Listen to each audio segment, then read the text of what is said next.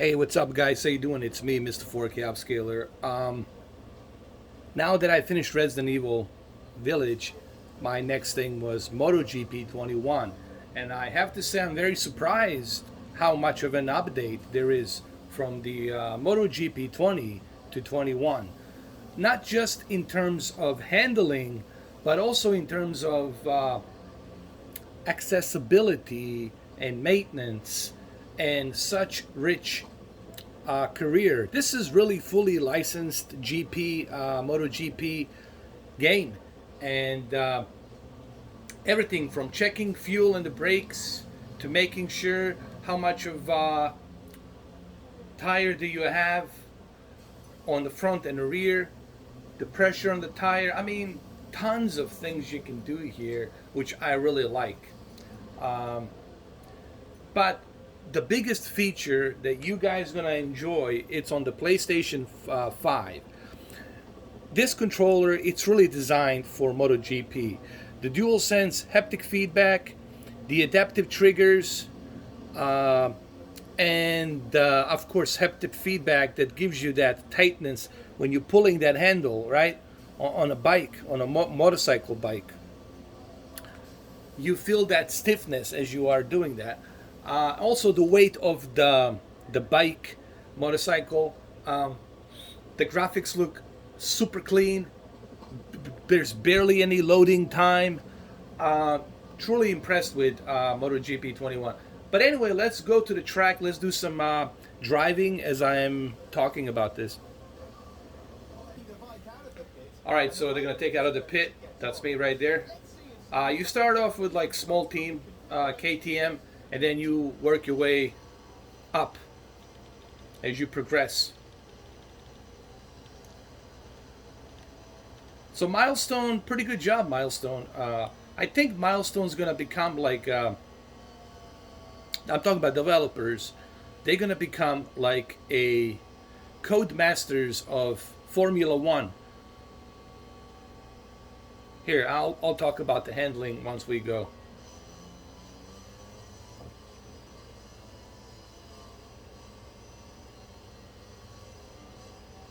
I definitely feel much better handling on, much more improved handling on a GP21. Of course, I got hit from behind, but this is just a practice.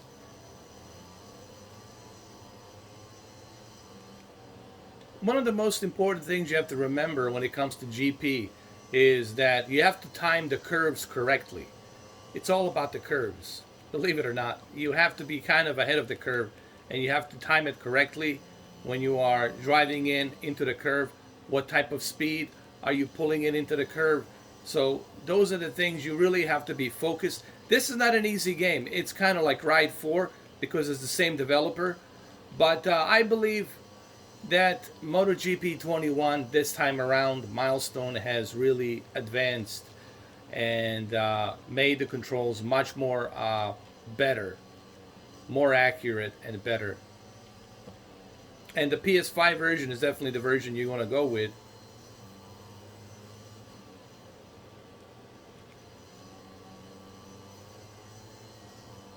Obviously, you can always adjust your bike. The focus is another thing. If you like don't focus and if you pay attention to something else while you're driving, of course you're gonna be toast.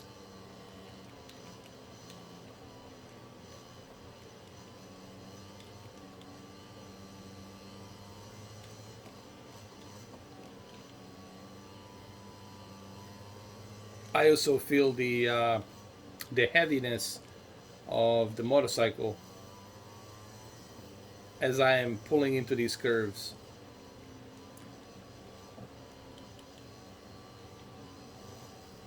The only advice right now I would give to everybody if you're going to get into MotoGP is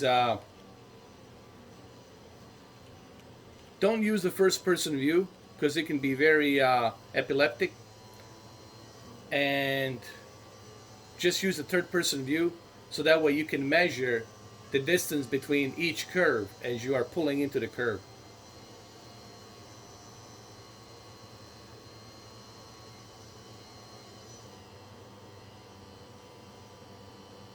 But it's definitely a much better improvement than what we had previously on 2020. So each year, Milestone, it's improving this GP, and I like that.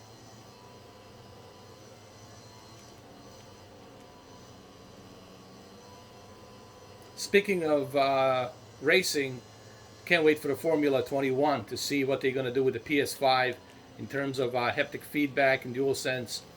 But that's going to be great to see that. As far as the graphics are amazing. This is 4K 60 HDR. Looks fantastic. Graphics are amazing. I don't know how much better can they get. There's no jagged edged lines. Everything it's clean and sharp. Looks very detailed.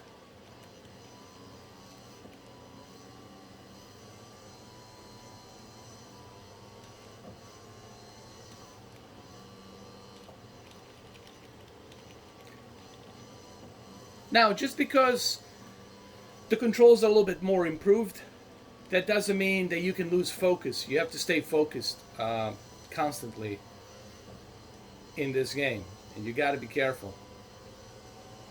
Once you lose the focus, you're done.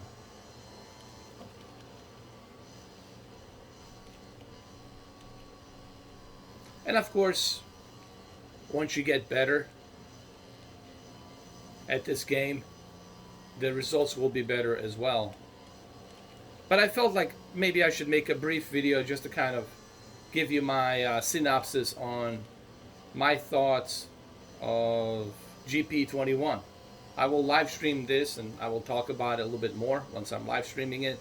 But so far, I definitely like it. I like that they have improved controls. I felt on previous MotoGPs it was just unforgiving. It was like a Demon Souls of motorcycle.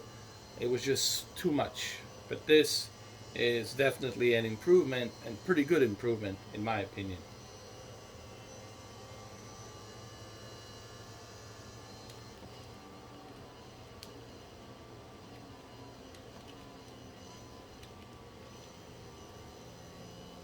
Pulling into the curves, you really have to know how much speed do you need to use.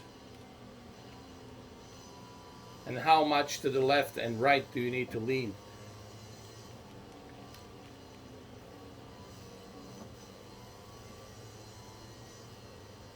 Also, you can see on your right, you can see the tear of your tires, the front and the rear, and how much of your tires you have left.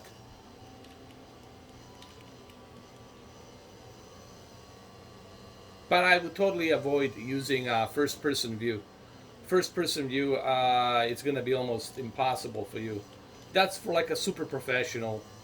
But for you guys who are freshmen like me, third-person point of view is the best. I also find that even in Formula, when I'm playing Formula, I find the third-person point of view much better, because it gives me a much better ratio of the track and the distance and the width of the track.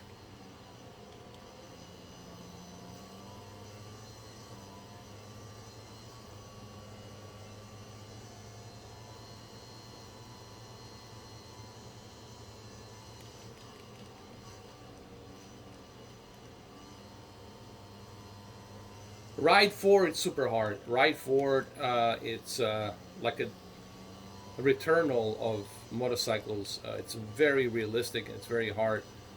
This is a little bit more balanced.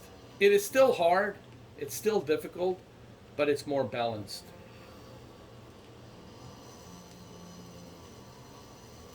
All right, let's go to the pit. We're back from the pit lane where the rider is returning to his team. He probably wants to reveal some further information about the bike setup. All right, so, well, there you have it. I just wanted to give you my brief view on MotoGP 21, how I feel about it, give you my thoughts and views on it. And I like it. I really do. So there you have it.